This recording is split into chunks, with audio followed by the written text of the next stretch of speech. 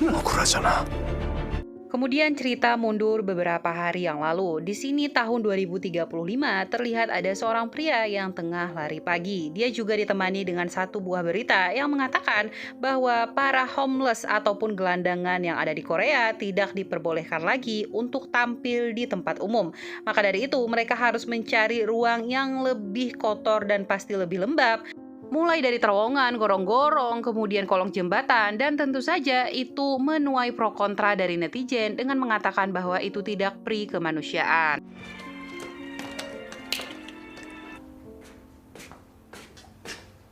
Pria ini bernama Lee Ha-nyong, kedepannya kita akan panggil dia Lee, dan usut punya usut, dia adalah seorang ketua hakim. Saat ini Lee pergi ke kantornya, banyak sekali demonstran di depan ingin menuntut X Chemical.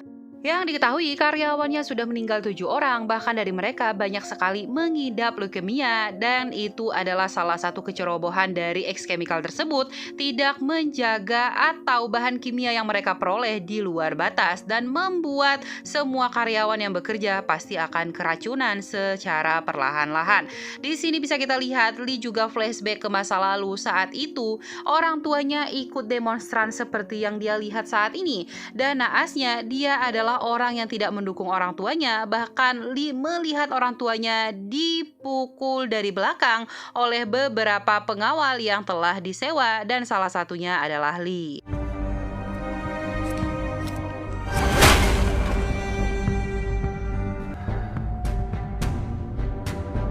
Saat ini Lee sudah berjalan ke ruang sidang bersama beberapa rekan kerjanya dan dia sudah memasuki ruangan. Kemudian di sisi lain bisa kita lihat ada seorang jaksa cantik yang bernama Gina. Gina diketahui ketua jaksa yang akan menginvestigasi perusahaan S. Diketahui perusahaan ini tuh suka sekali menggelapkan dana, dan pada saat ini tentu saja dari perusahaan S sudah mengetahui hal kabar tersebut, dan di sini mereka sudah bersiap-siap dengan sekelompok pegawainya. Awalnya tentu saja mereka tidak kooperatif karena pada saat ini mereka akan menghilangkan barang bukti yang ada di dalam dan mencoba untuk terus mengulur waktu, dan usut punya usut itu ternyata berhasil. Sesampainya jaksa di dalam, mereka tidak dikasih akses menaiki lift, sedangkan kantor dari CEO itu sekitar lantai 45 guys, dan pada akhirnya beberapa dari jaksa menaiki tangga.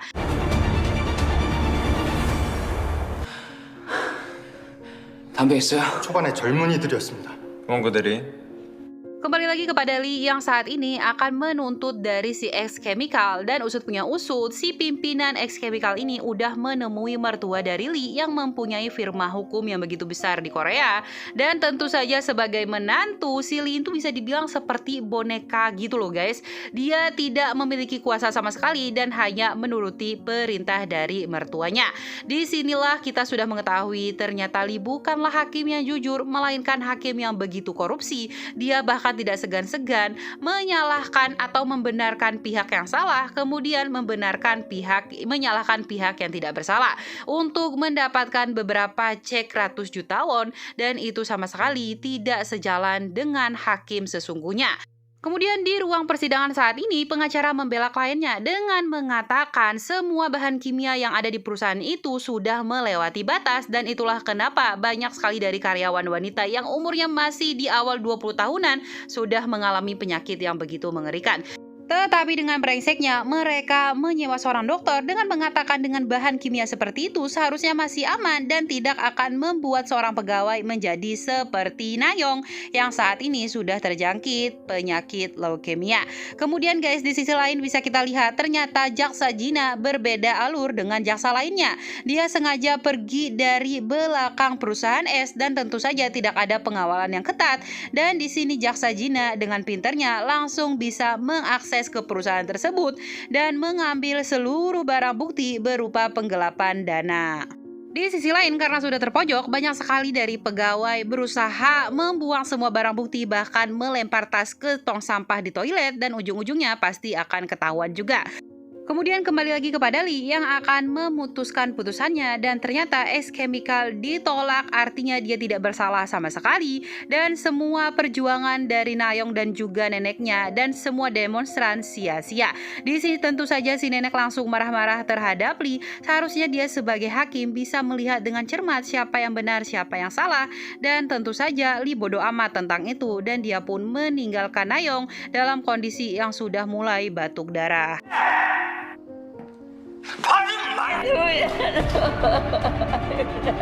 Setelah mendengar keputusan tersebut, ayah si mertua juga sempat marah kepada Lee karena terlalu mendramatiskan, seharusnya dia bekerja sesuai bayarannya.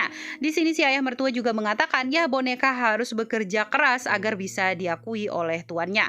Kemudian pada malam harinya, Lee seperti biasa lari lagi dan di sini dia larinya terlalu ekstrim sampai ada satu anak SD yang bertanya apakah Lee ini seorang profesional dan kenapa dia terlalu berlebih-lebihan dalam berlari dan Lee hanya bisa terdiam.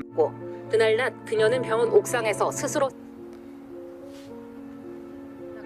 몇 시간 뒤 그녀는 병원 옥상에 Sungguh malang nasib Nayong. Akhirnya dia memutuskan untuk bundir agar tidak membebani neneknya yang sudah tua. Dan tentu saja berita tersebut sangat viral di media sosial. Tidak jarang dari mereka juga mengata-ngatai Hakim Lee yang begitu tidak adil.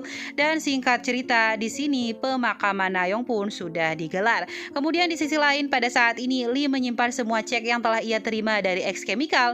Dan tidak lama dari situ muncullah istrinya. Ya bisa dibilang mereka ini tuh nikah kayak nikah-nikah aja gitu loh guys. Gak ada nikah karena rasa cinta. Dan semua ini tuh pasti karena bisnis saja. Di sini si istri mengungkapkan bahwa tadi ibu dari Lee menelpon dirinya dengan mengatakan bahwa pada hari ini dia ulang tahun. Dan pada saat ini si istri dengan rese mengungkapkan, kenapa banget ibumu tumben-tumben nelpon aku, biasanya gak pernah. Dan di sini si istri meminta agar Lee segera menemui ibunya sambil membawa hadiah yang telah ia belikan.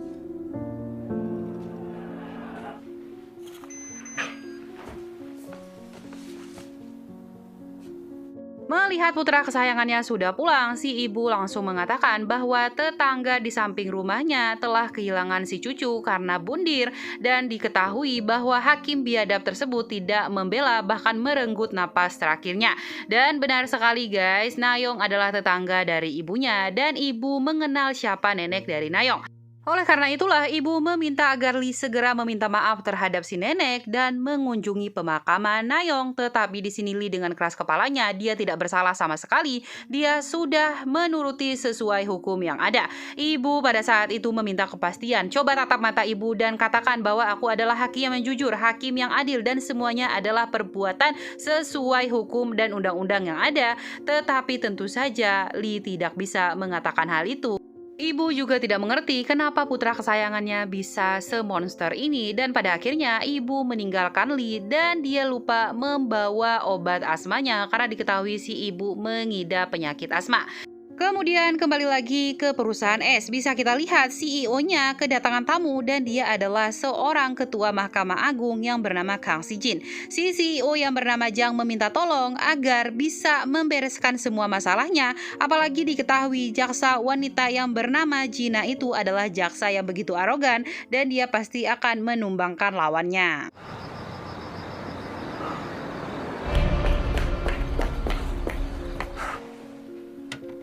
부르셨습니까? Dan naasnya, Lee pun tidak sempat memberi obat asma kepada ibunya dan dia pun sudah keburu ditelepon oleh ayah mertuanya. Di sisi lain bisa kita lihat si ibu menghadiri pemakaman Nayong, tapi tentu saja tidak disambut baik oleh neneknya. Dan di sini si nenek langsung menyalahkan bagaimana sikap Lee terhadap mereka dan pada saat itu si ibu hanya bisa meminta maaf. 안에 있고요.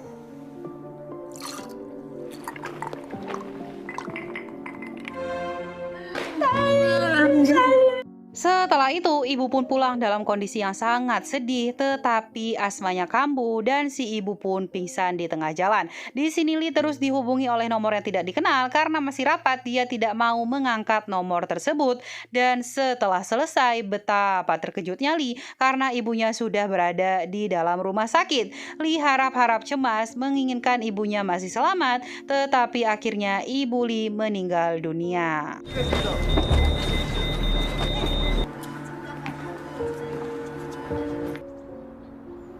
Sgroup 재판 Kang si Ketua Mahkamah Agung pun meminta agar Lee yang menangani kasus dari perusahaan S ini. Kemudian di sisi lain bisa kita lihat si Jaksa Gina tengah menginterogasi salah satu dirut perusahaan S.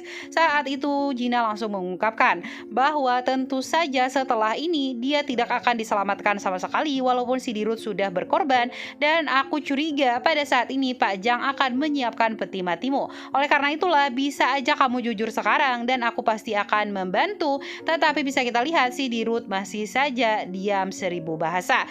Kemudian saat ini Gina sudah mengetahui bahwa hakim yang akan menangani kasus dari perusahaan S adalah Hakim Lee yang terkenal akan ketidakadilannya. Di sisi lain pada saat ini dirut dihampiri oleh seseorang dan dia meminta agar dirut bundir. Kemudian semua masalah akan selesai, anak istrinya juga akan ditanggung. 아주 개새끼는 아니다. 이한영 판사 아버지가 그러고 보면 Gina pada saat ini sudah mengetahui bahwa Lee masih memiliki ayahnya tapi mengidap penyakit Alzheimer dan dia ada di salah satu rumah panti jompo gitu guys.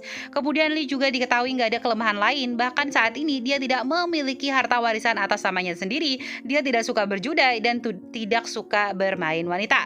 Kemudian saat ini Gina telah melihat Lee telah keluar dari kantornya dan Gina pun mematikan telepon untuk membuntuti Lee.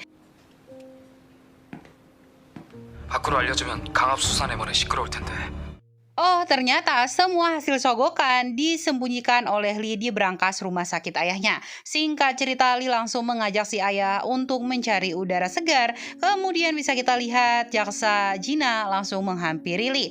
Di sini Gina mengungkapkan bahwa dia adalah jaksa yang gila. Oleh karena itulah esok hari jika dia menyodori barang bukti di pengadilan, maka Lee harus meng-approve-nya. Walaupun pada saat itu Lee ogah-ogahan, tetapi di sini Gina terus menekankan bahwa dia tidak main-main dengan kasus ini.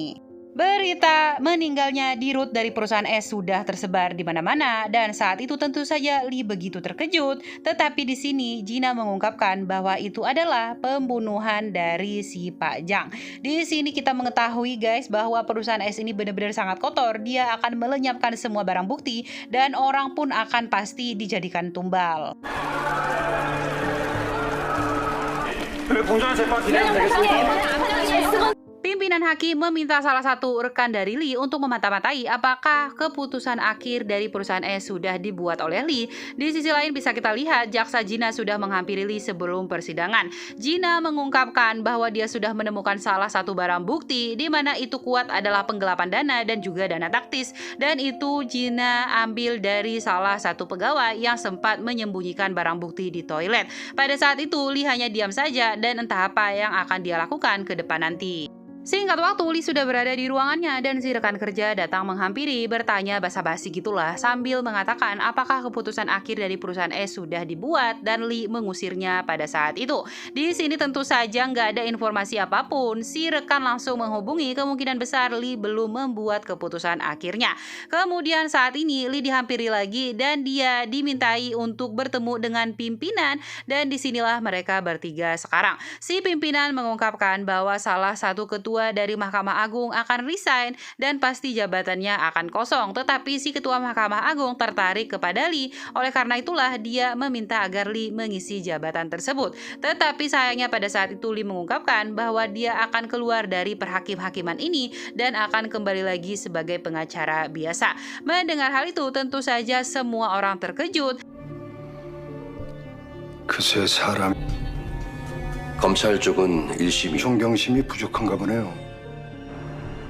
Si ayah mertua begitu marah terhadap Lee karena bisa-bisanya dia keluar dari hakim tanpa mendiskusikannya. Pada saat itu Lee juga menerima surat dari Pak Kang. Pak Kang mengungkapkan bahwa Lee harus menjadi hakim sampai akhir dari perusahaan S ini dan Lee pun menyetujuinya, tetapi ini adalah persidangan terakhirnya.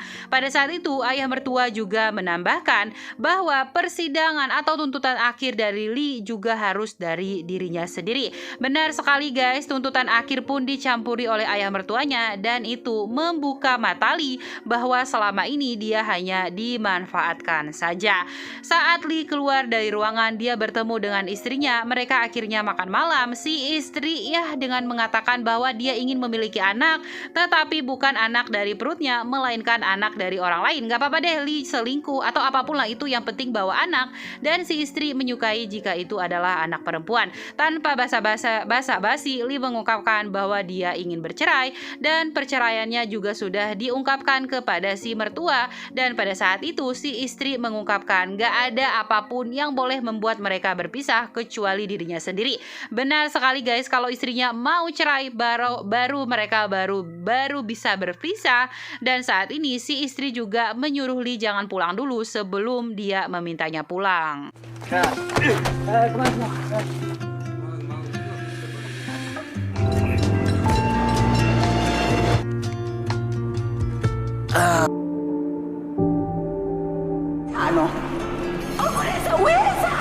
Singkat waktu, keesokan harinya persidangan S akan segera dimulai. Lee langsung memasuki ruangan dan pada akhirnya setelah mendengar semua pembelaan, semua penuntutan, di sini pada saat itu Jaksa Jina meminta agar si Pak Jang ini tuh dijatuhi hukum 6 tahun penjara dan denda sekitar 10 miliar won.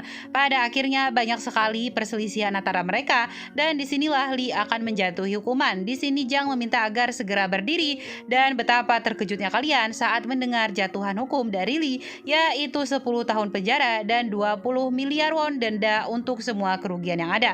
Pada saat itu Lee bisa dibilang di sini dia harap-harap cemas. Dia takut ini adalah kesalahan yang fatal untuk dirinya sendiri. 피고인을 법정 구속한다.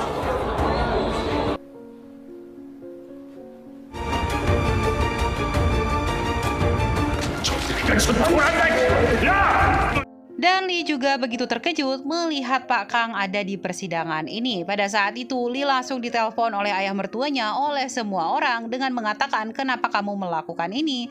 Dan pada akhirnya bisa kita lihat sekarang Lee lah yang duduk di kursi terdakwa. 무죄입니다.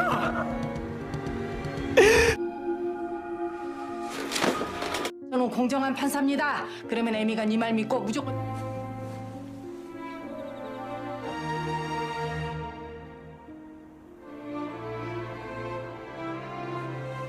Kita telah memasuki episode 2. Saat ini Pak Kang sudah berada di kantornya. Dia langsung menelpon Pak Jang yang saat itu telah dipenjara. Begitu juga dengan istri Lee yang tak terbiasa akan situasi ini setelah mereka berpisah. Di sisi lain, inilah Lee sekarang, dia telah resign dari hakim. Kemudian dia membangun satu kantor pengacara kecil-kecilan. Saat itu ada tukang abang paket datang mengantar satu buah lemari kecil. Setelah mengkonfirmasi penerimanya adalah Lee, tiba-tiba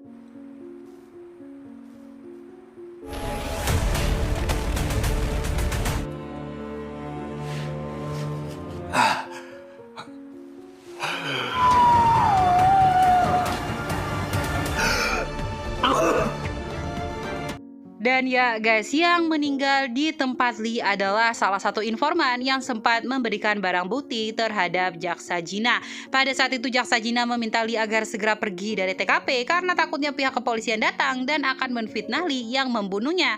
Walaupun semua sudah direncanakan, pada akhirnya Lee pun sempat kabur, tapi sayangnya dia tertangkap oleh pihak kepolisian.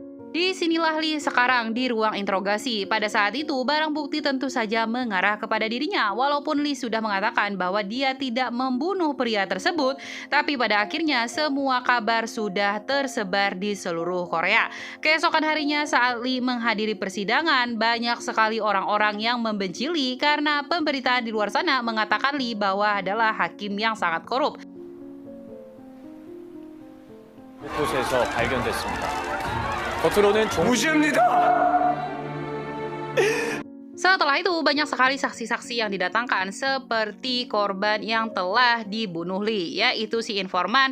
Dia mengungkapkan benar adanya bahwa suaminya mengatakan akan bertemu si hakim dan inilah yang terjadi.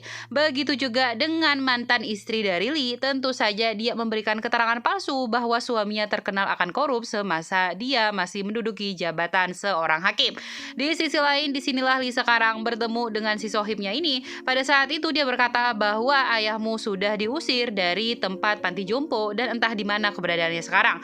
Di sini Lee tentu saja sangat marah besar, ditambah semua harta kekayaannya yang dia sudah tumpuk selama ini sudah diambil. Dan pada akhirnya si teman memberi satu buah pil agar Lee bisa mengakhiri hidupnya dan semua bisa berakhir. Pada akhirnya Lee pun segera meminum pil tersebut, tetapi di sini si teman meminta agar Lee minumnya di lapas bukan di tempat sekarang. Dan pinternya Lee, pada saat dia menenggak minuman pil tersebut, tentu saja seketika dia langsung keracunan dan dilarikan ke rumah sakit. Sesampainya di rumah sakit, akhirnya Lee berhasil kabur. Dia terus mencoba kabur dari kejaran polisi dan berakhir di salah satu rumah gelandangan.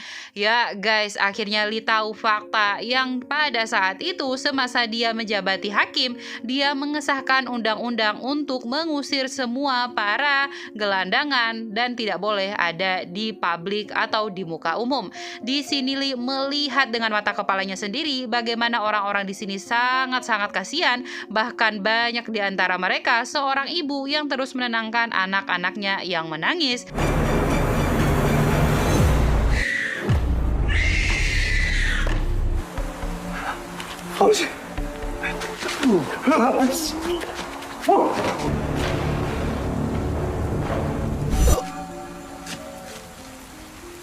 Dan ya, ini adalah scene pertama kali film dibuka dan pada saat itu Lee dibunuh oleh seseorang dan dalang di balik semua ini adalah Pak Kang. Lee merasa tidak adil jika kematiannya harus seperti ini, sedangkan pada saat itu dia sudah berniat menjadi orang yang jujur dan pada akhirnya Lee pun telah meninggal dunia.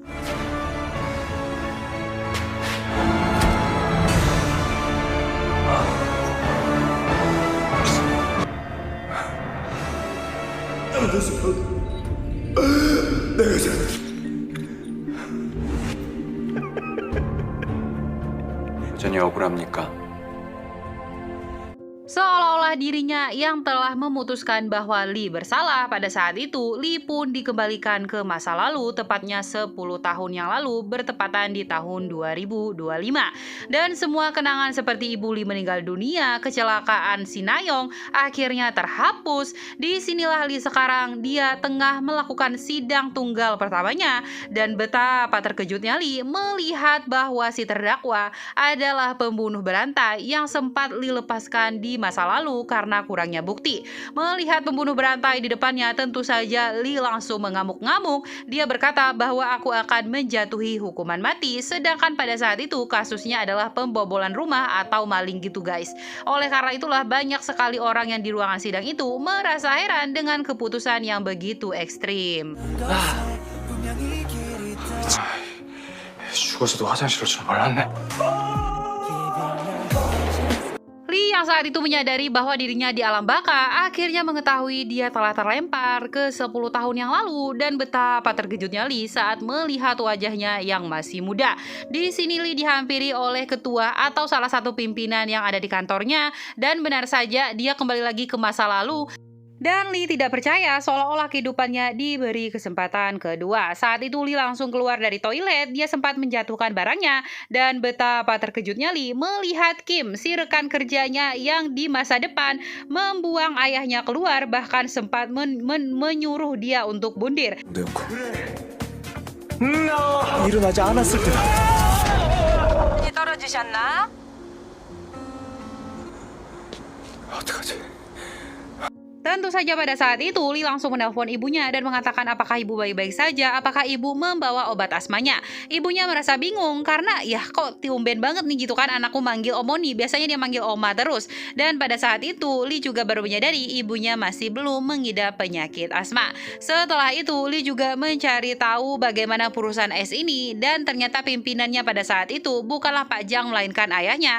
Dan perusahaan es diketahui juga sudah sering sekali bermasalah dari tahun 2025. Dan di sisi lain, Lee juga mencari tahu apakah Pak Kang sudah menjadi ketua Mahkamah Agung. Ternyata masih belum guys, dia masih menjadi pegawai biasa. 너 다시 바로 잡는 거야?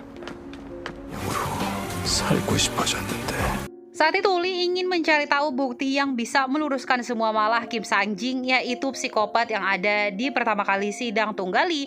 Dia akhirnya menelpon sahabat lamanya yang di masa depan mereka sudah putus hubungan guys, karena Lee ini udah jadi konglomerat gitu kan. Pada saat itu Lee meminta agar dibelikan mobil baru dan si sahabat bilang, kamu lupa ya kan mobilnya udah kita pesan kemarin dan akan datang besok hari. Sahabat dari Lee ini bernama Jung Ho dan diketahui dia kayaknya seorang preman gitu guys. Singkat cerita, kita kembali lagi kepada Lee yang pergi ke TKP pembunuhan Kim Sang-jin. Karena saat ini Sang-jin itu masih belum ada barang bukti bahwa dia adalah pembunuhan berantai, melainkan dia mengaku bahwa hanya menyolong karena lapar saja.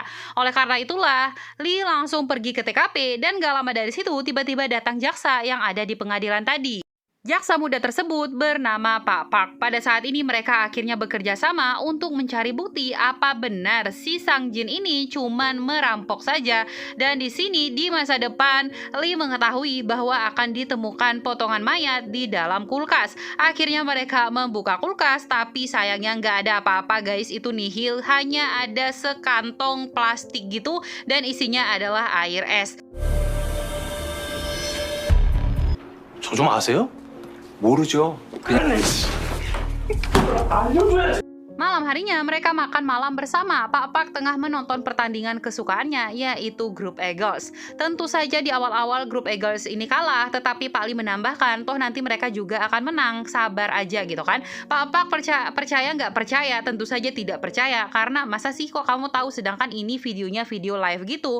Tetapi pada saat itu Pak Lee mengungkapkan, jika Eagles menang, maka kamu harus mengabulkan permintaanku. Singkat cerita, Pak Lee sudah berada di kantornya. Dia akhirnya ketiduran. Keesokan paginya salah satu pimpinan datang. Pimpinan pada saat itu tidak tega membangunkan Lee dan meminta kepada Kim agar segera memberitahu Lee setelah dia sadar. 아니 불편하게 왜 자꾸 내려오는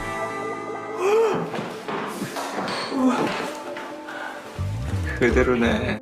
Pimpinan saat itu langsung bertanya, apakah kamu akan menjatuhi Sang-jin ini hukuman mati? Tapi di sini Lee meminta maaf karena kemarin dia agak sengklek dan dia akan menjatuhi Sang-jin hukuman 1 tahun penjara dengan bebas bersyarat selama 2 tahun. Dan pada akhirnya Sang-jin tentu saja nggak dipenjara guys, dia akan dipantau selama 2 tahun dan jika terjadi sesuatu lagi maka dia akan dipenjara. Di sini Lee langsung dikerumunin wartawan. Wartawan bertanya, kenapa tiba-tiba hukumannya 1 tahun sedangkan terakhir kali Pak Lee bilang hukumannya adalah hukuman mati. Seperti seolah-olah dia udah hakim senior, Lee dengan gamblang menjawab, saya mohon maaf kemarin ada kesalahan dan saya meminta agar semua wartawan silahkan makan dulu biar nanti kita obrolin lagi.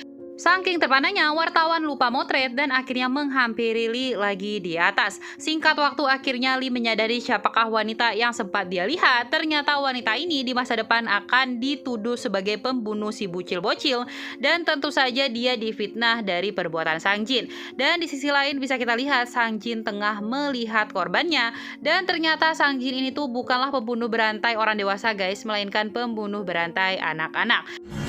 네, 알겠습니다. 가세요. 예, 고맙습니다. 안녕하세요. Dan pada akhirnya Pak Park pun mempercayai perkataan dari Lee karena Eagles pada saat itu menang lagi. Di sisi lain akhirnya Lee meminta tolong kepada Pak Park untuk memata-matai Sang-jin. Di sini Lee sekarang sudah bertemu dengan si wanita misterius ini. Usut punya usut guys, wanita ini adalah kaki tangan dari si Sang-jin. Tapi tentu saja itu terpaksa karena Sang-jin mengancam akan membunuh ibu dan juga keponakannya. Oleh karena itulah si wanita ini membereskan semua kepsikopetan Sang-jin dan menaruh jasad anak sebelumnya ke dalam freezer kulkasnya. 몸으로 잡으려고. 당신 왜 죽어? 판사님 밑에 그 사람 미쳤어요? 아니 놀이터에서 과자 Lee langsung menelpon Park dengan mengatakan bahwa dia harus menangkap Sang-jin saat ini, kalau tidak anak yang di depannya akan mati. Saat Park ingin mengejar Sang-jin, dia mengetahui keberadaannya, lalu Sang-jin pun segera kabur. Singkat waktu bisa kita lihat malam sudah tiba, Pak Park masih belum bisa menangkap Sang-jin yang terus kabur dan tiba-tiba 더 크게! 강주영 씨, 큰 소리로 따라해.